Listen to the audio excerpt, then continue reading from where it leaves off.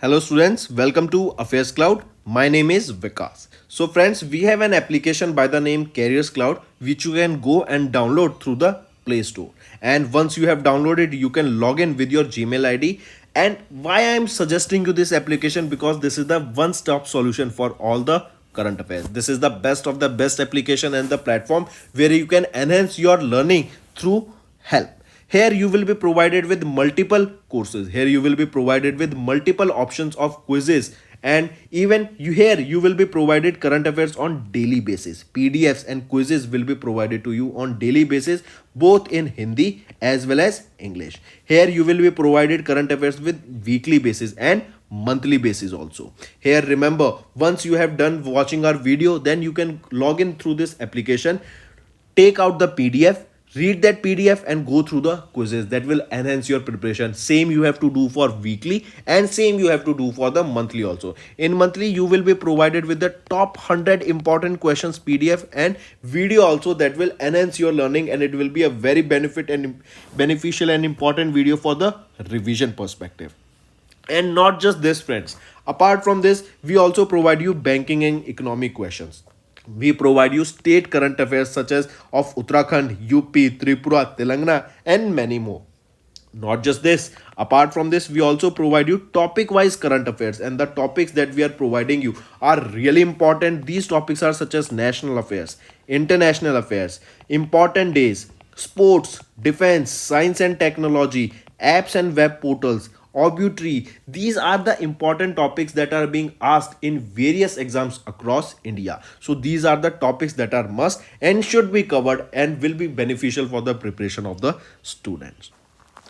Hello everyone. So in this video we will be discussing important current affairs for 6th December. The session will be quite interesting, so do pay attention till the end. You will be learning multiple things that will be very beneficial for your learning.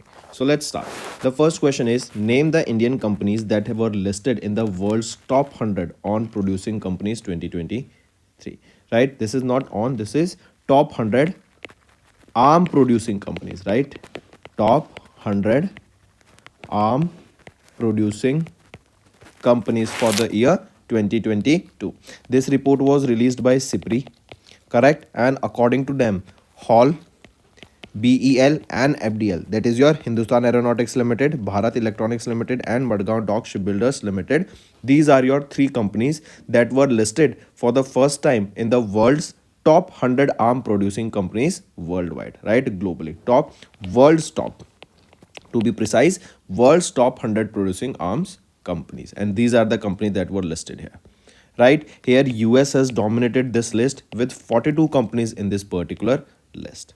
Here you can see it is SIPRI, right? They have released this world's top 100 arm producing companies 2022, and SIPRI top 100 listing includes 100 companies with the largest arm revenue during the year, and it is the list of the company which make arms, weapons, military planes and equipment. And in this there are three Indian companies. These are your three Indian companies that you need to remember. Where is the headquarter of SIPRI? It is in Sweden. It is in Sweden. Then next, tell me friends, if I ask you recently who won the 2023 Booker Prize? 2023 Booker Prize was won by whom? It was won by an Irish author. What is the name of that author? Paul Lynch. Paul Lynch. Right? Then apart from this, tell me recently Indian Navy deployed INS Sumedha. Where? In which country? It was deployed in Mozambique, and it was to boost the cooperation between these two, right? It was INS Sumedha that was deployed to Mozambique. Next here you can see about this only, that for the first time three Indian public sector units, Hall, BEL and FDL, they were listed among the top 100 arm producing companies, right? And from the US, it has topped the list or dominated the list with 42 companies here. Then if I ask you, tell me recently Surya Kiran was held. Surya Kiran is the name of the exercise that is held between which two countries? It is between India and Sri Lanka. And then the location where this was held is Pithoragarh. Now you tell me, where is this Pithoragarh location? In which state this Pithoragarh is located? This is your homework, right? Then recently India will start the testing of a indigenous tank. What is the name of that indigenous tank? It is Zorawar. Zorawar is the name of the indigenous tank being built, and the trial for this will start soon. Next is banking and finance. LIC has recently notified the framework for the appointment of shareholders director in its board. I repeat, LIC has notified that to allow the induction of the shareholders directors on the LIC board. This regulation was notified in the exercise of power so and so. What is the main aim of this? Right, upon notice, what is the main aim? That the shareholders in this company should also have a saying, right? So that is the reason here the directors of shareholder will be appointed, correct? And upon notice of not less than 1000 shareholders or 1/10 of the total number of shareholders, LIC would elect a shareholder director through a general meeting of such shareholders. The board will appoint such shareholder director for a period of 4 years. So the term can also be asked, what will be the term of the shareholders director in their board? So it will be for 4 years, and the director will be eligible for re-election and reappointment for another 4 years. Then, after the appointment, the shareholders director cannot hold a similar position in more than 2 companies at the same time, clarifying the corporation in its notification. Right? Then, if we talk about LIC, who is the chairperson here? Siddharth Mohati. Where is the headquarter? It is in Mumbai, Maharashtra, and it was in 1956 that this was established. Next, which organization received ISSA Vision Zero 2023 award at the 23rd World Congress on Safety and Health at Work? So ESIC, right? That is your Employees State Insurance Corporation. Employees State Insurance Corporation. They come under the Ministry of Labor and Employment, and they were awarded with the Vision ISSA Vision Zero 2023 award. Correct? And it was during the 23rd World Congress that was held on safety and health at work. This was held in Sydney, Australia, where this particular award was presented. That is your Vision Zero 2023 award. Correct? That is ISSA. And what does this your ISSA stands for? It is International Social Security Association. Let me clarify here. It is your ESIC. Correct? They come under the Ministry of Labor and Employment, and they were awarded with the Vision Zero 2023 award by ISSA. So we also call it ISSA Vision Zero award. Correct? And it was awarded during the 23rd World Congress on Safety and Health at Work that was held in Sydney, Australia. The award was received by Rajendra Kumar, who is the Director General of ESIC. Then why ESIC was awarded? They were awarded for the safety and health at workplaces by aligning the prevention strategies or the guidelines that are mentioned. They are following all, right? ESIC is also provided the post-accidental mechanism for medical care and cash benefits to their workers and their dependents. And it is one of the company that is working towards the benefit of their employees at work. Correct?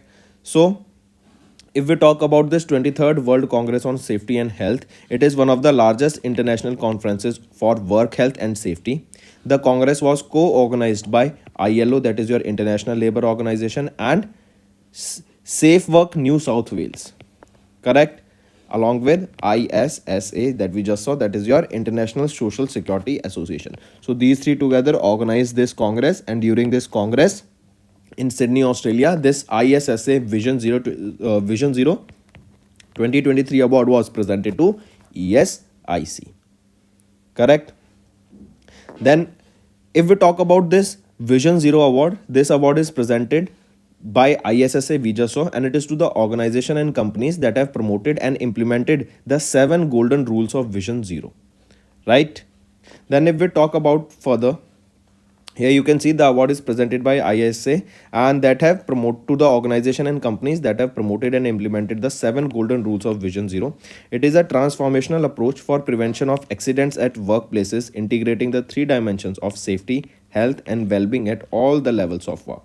Right? If we talk about ISSA, that is International Social Security Association, it is a global platform and a unique network for all those in social security concerned with the health of workers. Headquarter is at ILO Geneva, President here will be Muhammad Azman, and it was established in 1927. If we talk about ESIC, Director General we just saw who received the award was Rajendra Kumar. Headquarters is in New Delhi, and it was in 1952 that this was established. Next, next is Oxford University has named which word as the word of the year 2023. So, Oxford University has declared Riz, right? Riz, this is the word of the year 2023 according to the Oxford University, right? This means style, right? This means style, charm, or attractiveness, correct? The ability to attract a romantic or a sexual partner as the word of the year 2023. Correct. This race is mainly used by the younger generation nowadays. So for that reason only it was awarded as the, or it was honor, or it was declared as the word of the year 2023. Similarly, Oxford's word of the year 2020 was goblin mode. Correct. And what is goblin mode? It is unapologetically lazy or greedy behavior. Correct. So remember, it is the word of the year for 2023, that is Riz according to Oxford University. Next,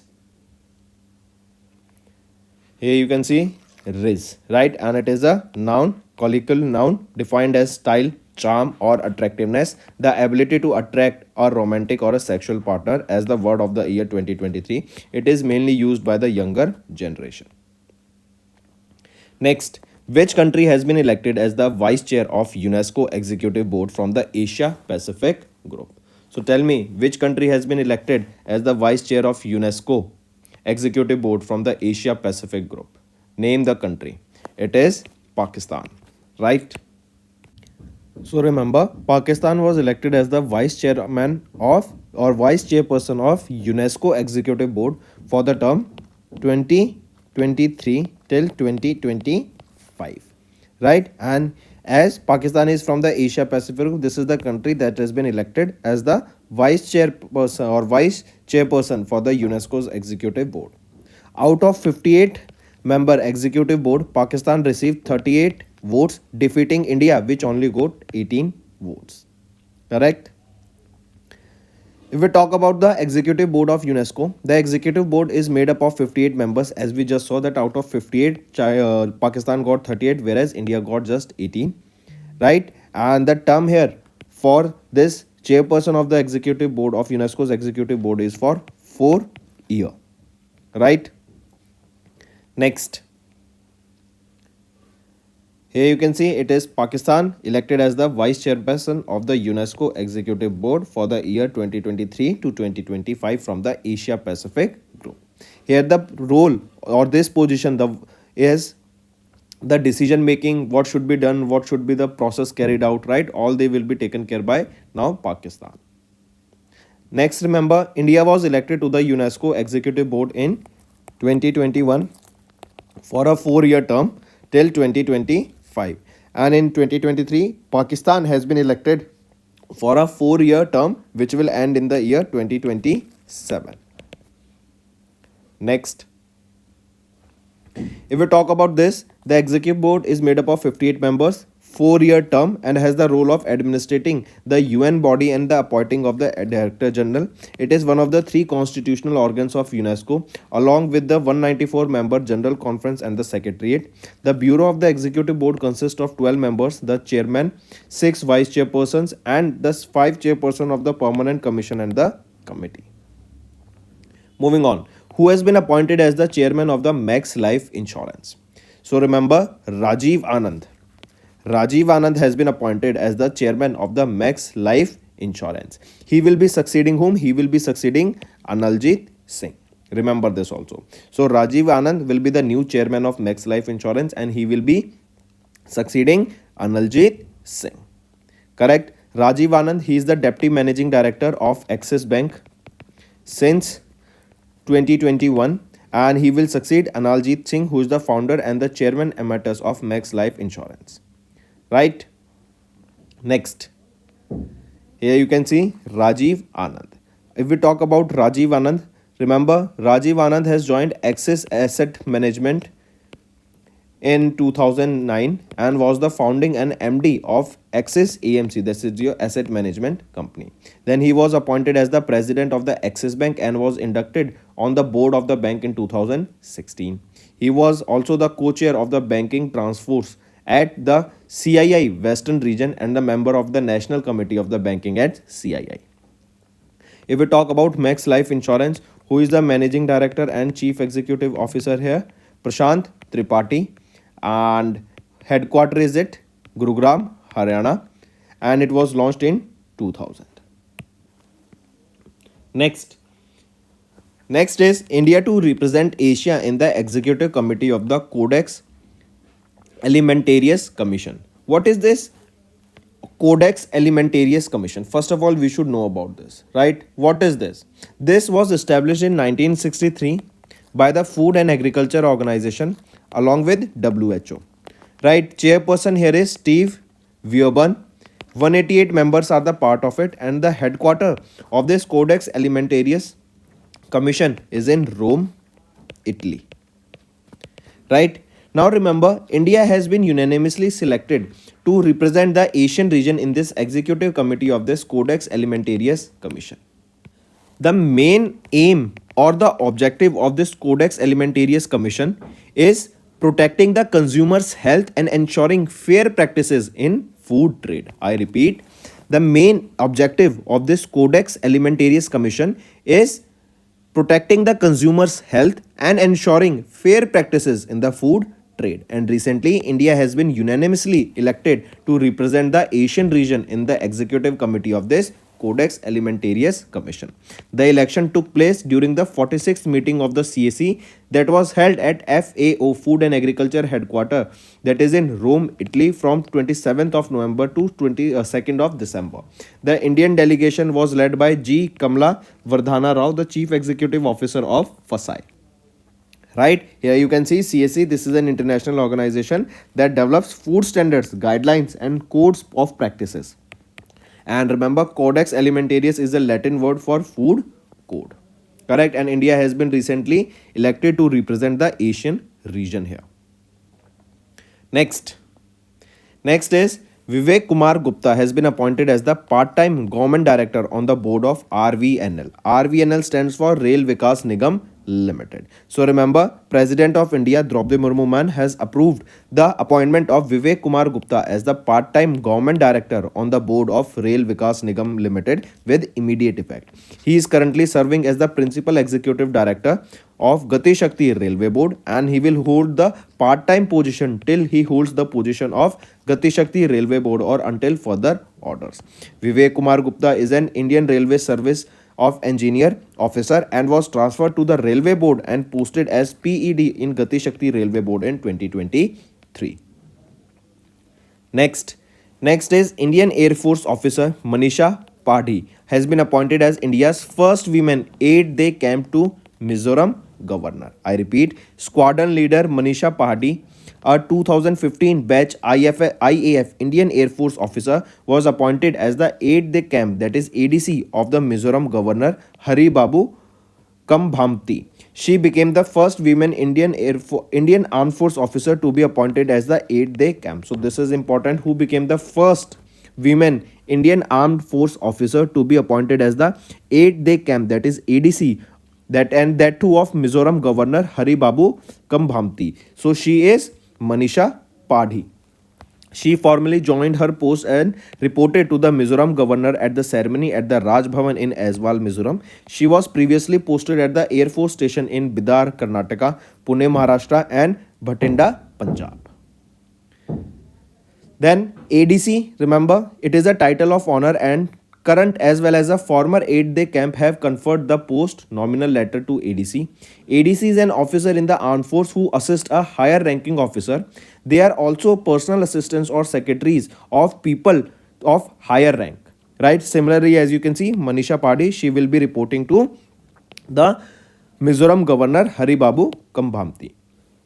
Next is GRSC. They have delivered Sandhyak Yard 3025 SVL to the Indian Navy. What is this SVL? It is your survey SVL, survey vessel large ship. Correct. So INS Sandhak has been recently delivered by GRSE to the Indian Navy. So remember here, GRSE is your Garden Reach Shipbuilders and Engineers Limited. It is in Kolkata, West Bengal, and they have delivered INS Sandhak Yard 3025, the first of the 4 survey vessel large ships to the Indian Navy on 4th of December, because on this day it was your Indian Navy Day.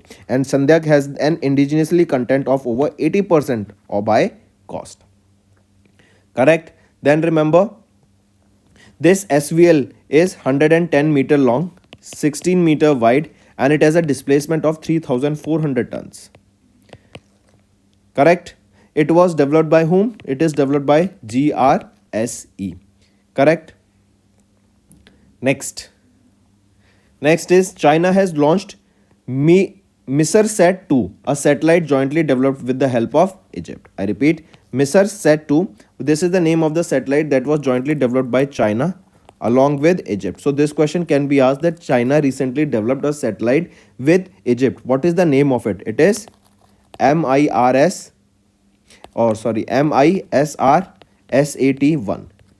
MISR-SAT-1. Correct? China National Space Agency, that is CNSA. This is the space agency of China. They have launched this MISR-SAT-2, or the satellite with a long march. Let me correct here. This is the second version of it, right? This is MISR-SAT-2, and this was launched by CNSA recently from Long March 2C carrier rocket from the Jiuquan Satellite Launch Center in the northwest China. Correct? And this MISR-SAT-2, this is the optical remote sensing satellite jointly developed with the help of Egyptian Space Agency and CNSA. So Chinese Space Agency and Egyptian Space Agency, that is EGSA, these together developed this MISR-SAT-2, and this is a optical remote sensing satellite.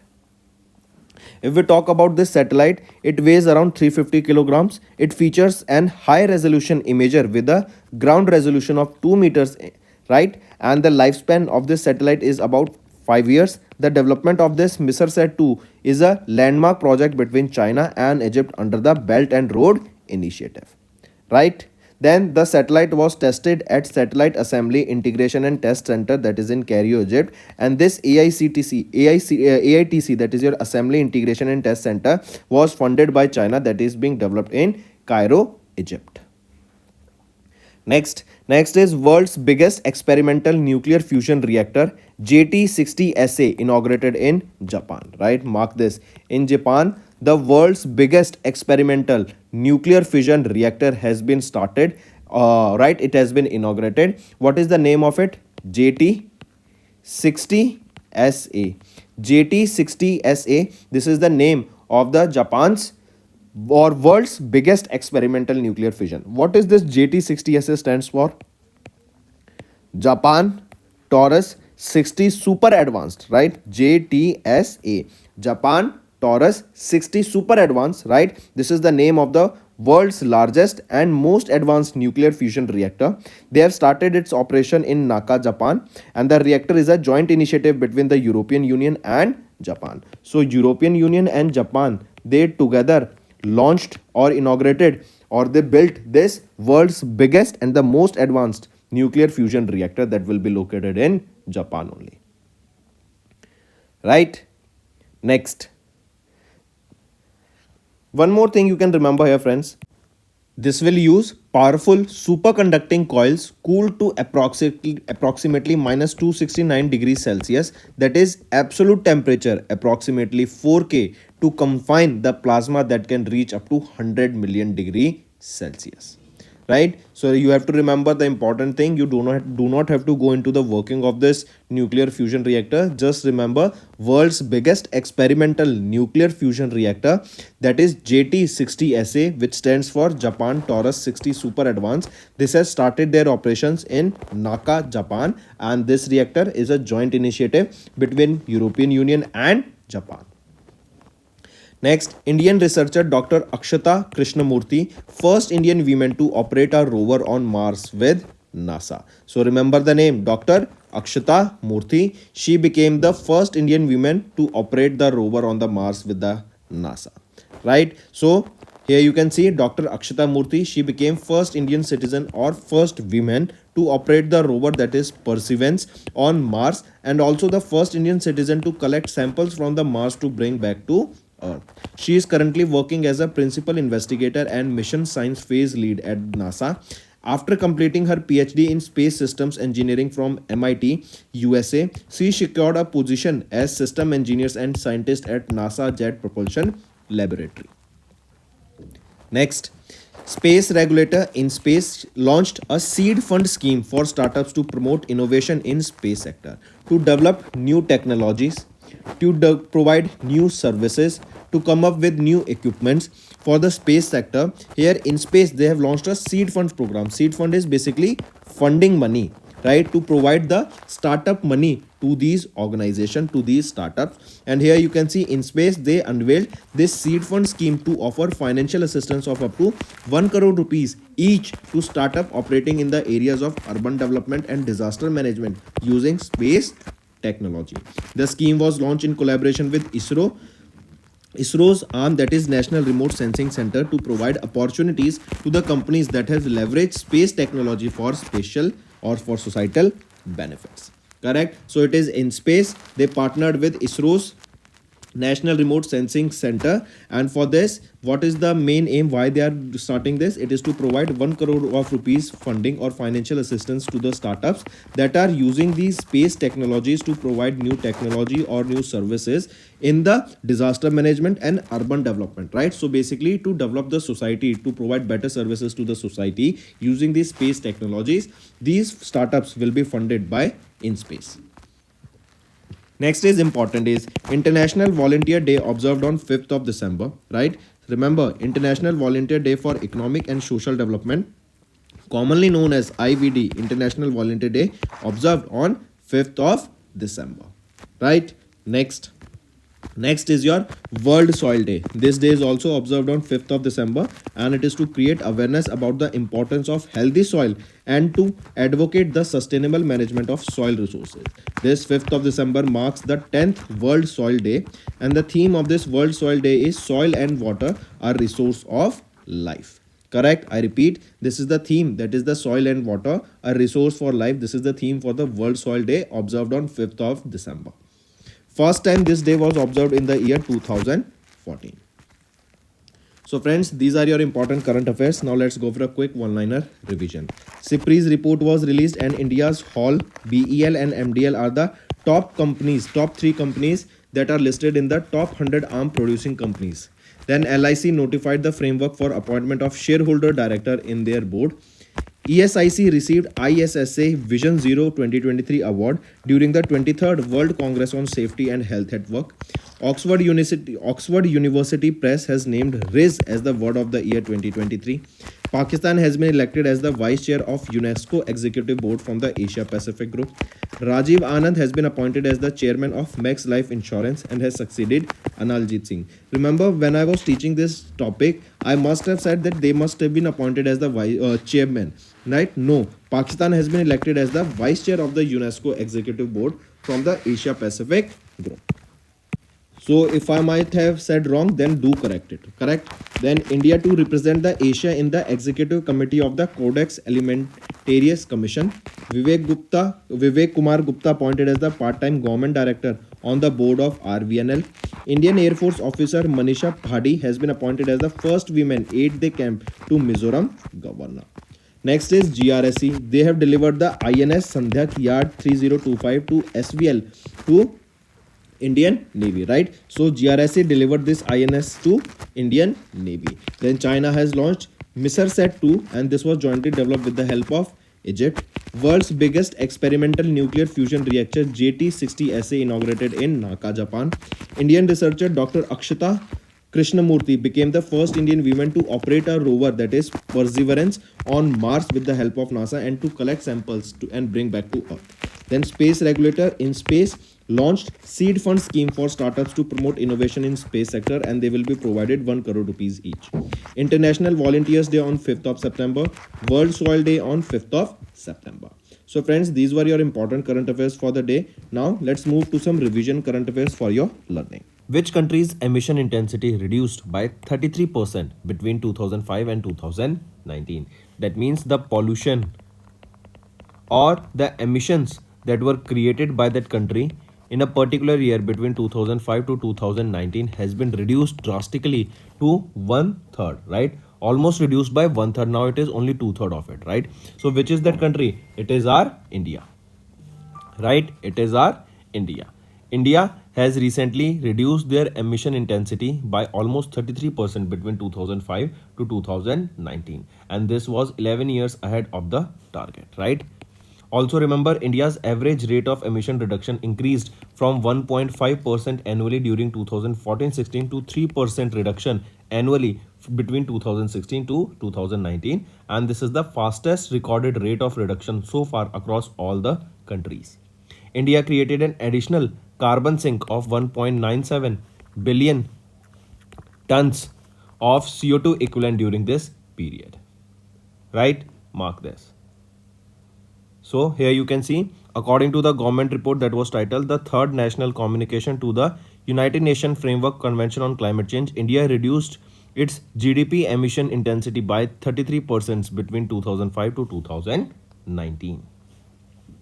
Right? Apart from this, friends, tell me. Hornbill Festival. Hornbill Festival is celebrated where? In Nagaland. Right? Then apart from this, which state's responsible tourism made it to the UNWTO list? So it is Kerala's responsible tourism that made it to the list of UNWTO. Correct? Then recently, tell me, no non-veg day. No non-veg day was declared on 25th of November by which state? It was declared by Uttar Pradesh. Right? Then India, along with which union recently signed a memorandum of understanding in the field of semiconductor? It is European Union. Correct? Then apart from this, Hempfest 2023 was held where? Hempfest 2023. This Hempfest was held where? In Ahmedabad. Right? Next, which state retained the top position in rooftop solar installation? So name that state that has topped in the rooftop solar installation. It is Gujarat. Right? Gujarat has retained the top position in rooftop solar installations, contributing 26.7% to the installation. On second position, it is Maharashtra with 13.5% installation, and on third position, it is Rajasthan. Right? We are talking about solar rooftop installation. Correct? Coming back, remember there was a report recently released by Mercom India, and here rooftop solar installation has risen by 34.7% to 431 megawatt in July to September 2023. So this report was released by Mercom India rooftop solar report, right? It is for the third quarter of 2023, and right, that is between July to September, and it stated that the solar rooftop installation has risen by 34.7%. Correct? This shows an 34.7 year on year increase to 431 megawatt. With this, India's cumulative rooftop solar capacity reached 10.1 gigawatts at the end of the September 2023. Right? So take a note of it. So directly if question asks that which state has retained the top position, it is your Kerala. Next if I ask you, Viksit Bharat Sankalp Yatra. Viksit Bharat Sankalp Yatra. This was started where? This was started in Maharashtra. This was started where? In Maharashtra. Then India's first telecom center of excellence is going to be set up where? It is going to be set up in Uttar Pradesh. I repeat, India's first telecom center of excellence will be in Uttar Pradesh. Right? Then Asian India Millet Festival. Asian India Millet Festival. It has kicked off where? In Jakarta, Indonesia. In Jakarta, Indonesia. Right? Then next is here you can see Gujarat. It retained the top position in rooftop solar installations, contributing 26.7%. Next is world's first portable hospital was unveiled where, and what is the name of that hospital? So the world's first portable hospital is your Arogya Maitri Aid Cube. That is Arogya Maitri Aid Cube. Right? This is the name of the first portable hospital. It was unveiled where? It was unveiled in Gurugram. Correct? And this can be set up within just 1 hour of arriving at the emergency site to treat the injured people. Correct? And it was unveiled where? It was in Gurugram, Haryana. Right? It was designed indigenously under Project Bhishma. It was designed under Project Bhishma. Right? Here you can see this Bhishma project is your Bharat Health Initiative for Sahyog, Hita and Maitri. So under this project Bhishma only, this Arogya Maitri Aid Cube, that is the world's first portable hospital that can be set up in just 1 hour on arriving on the site of emergency. The modular trauma management and aid system is made up of 72 detachable mini cubes, each being a specialized station for emergency response and humanitarian effort. It can be used to treat as many as 200 patients with a range of injuries including bullet injuries, burns, head, spinal, chest injuries, etc. Moving on, what is the rank of India in IMD's World Digital Competitiveness Ranking 2023? So the rank of India here is 49 in the IMD's World Digital Competitiveness Ranking. Right? What is the rank of India? It is 49. And remember, this was the 7th edition of this World Digital Competitiveness Ranking report. Correct? Then remember, the report measures the capacity of 64 economies based on 3 categories. That is your knowledge, technology and future readiness. Right? Mark this. So rank of India here is 49. This is for year 2023, right? But if I just for knowledge, you should know last year the rank of India was 45. Here you can see India's rank is 49 in the IMD's World Digital Competitiveness Ranking, right? And it is based or 64 economies are based on 3 broad categories here. They are measured on these 3 categories, that is for knowledge, technology and future readiness. Apart from this, friends, tell me, recently RBI, they imposed how much amount of fine on Bank of Baroda, Citibank and IOB. So how much amount of fine was imposed? 10.34 crore rupees was imposed. Apart from this, tell me, recently HDFC Bank has appointed former NABARD chairman as their director. What is the name of that former NABARD chairman? So HDFC Bank appointed whom? Harsh Kumar Bhanwala. Harsh Kumar Bhanwala as the director, right, of HDFC Bank. Then HDFC Bank only, they partnered with which cloud service to launch their mobile trading application by the name HDFC Sky. It is AWS, Amazon Web Service. Correct? So HDFC Bank partnered with AWS to launch their trading application HDFC Sky. Next is your homework section. First, which country has pulled out of the Treaty of Conventional Armed Forces in Europe? Second, which Indian state launched Abua Bir Dishom Abhiyan? Third, Helio or Hell 1 OS. This is a spectrometer which was seen in news, is associated with which country and what is the use of it? Right?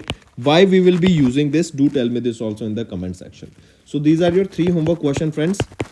Do comment below the answers. I will be watching and I see that only few students comment below the answers. I want to see maximum participation of the students, right? They will be beneficial for your learning.